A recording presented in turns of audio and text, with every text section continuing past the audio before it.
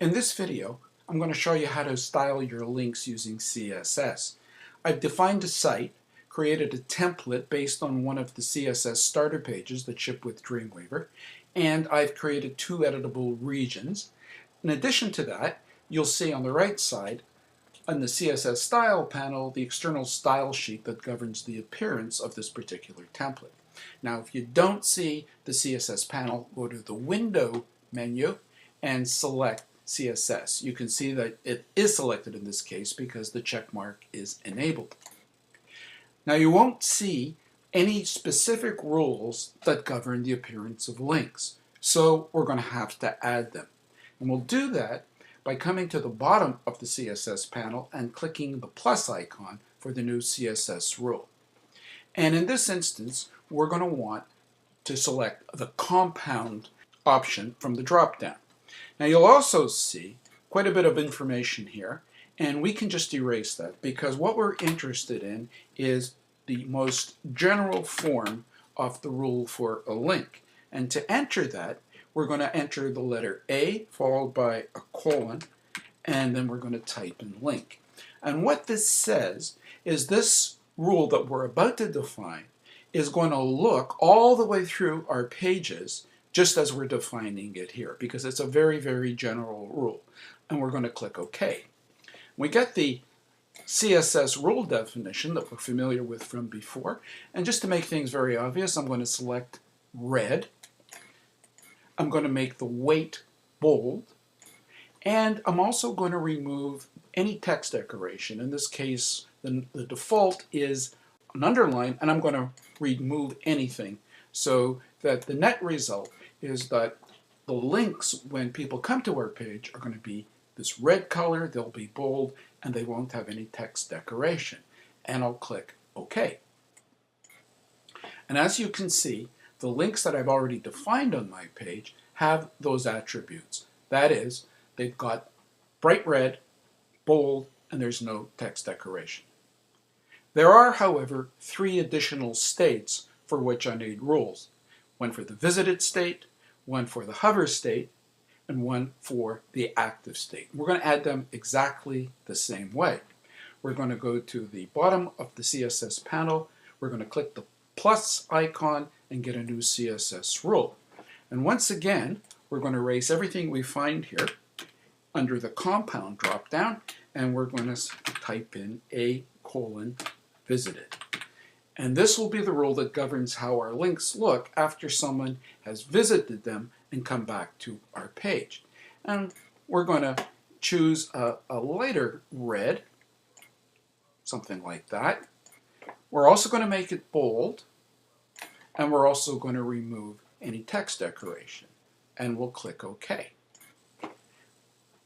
The next rule that we want to create is really one of the very most important ones, and that's the hover rule. And that is how our links are going to look when the user hovers or mouses over them.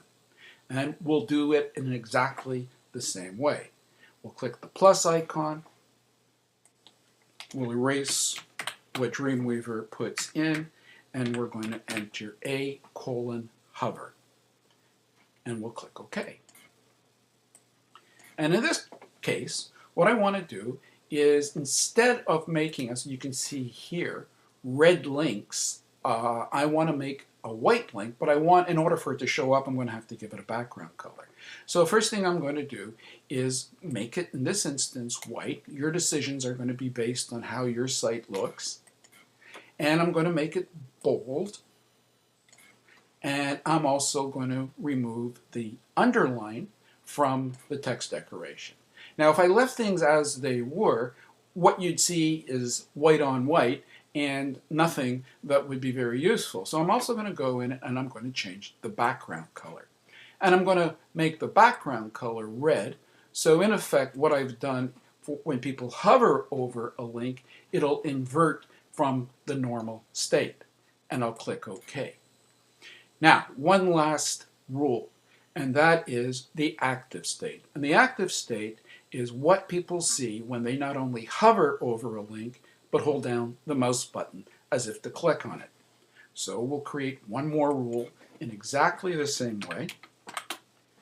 we'll call this A:" active. By the way, in all instances, we're going to make sure that we're putting our rules in the same external CSS file that we've been using all the way through, and we'll click OK. And we're going to give it a somewhat different look. Just for purposes of illustration here, let's give its color a forest green. We'll make it bold as well, and we'll also remove any text decoration. And we'll click OK. We're now ready to test our site. So let's just look at it in our browser. We'll preview it in Safari. And as you can see, our links, when we hover over them, change color. They invert. And when we press down, as I'm about to do, you can see that that green color replaces the white color. Why is it still red? Because the red background is inherited from the hover rule that we earlier created. We could override that by giving the background color for our active links, making that white, but we'll just leave it for the moment. So back in Dreamweaver, let's take a quick review of what we've done. We're creating general rules, that is, those that are going to govern the appearance of your links anywhere on your page, and because this is a template, by extension, anywhere on your site. And we've created 4 rules, one for the link, that is the up state, that is the normal state when people visit our site. The visited state, what a link looks like when someone goes to our page, clicks a link, and then comes back. The hover state, which is what a link looks like when somebody mouses over a link to one. And finally, the active state, that is when someone not only mouses over but holds down the mouse button. Now here's a very, very important point.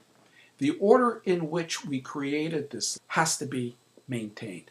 That is, first the link state, then visited, then hover, then A. People use mnemonic devices for LVHA. You make up your own, it'll help you remember. But if you don't put them in that particular order, then your links simply aren't going to work.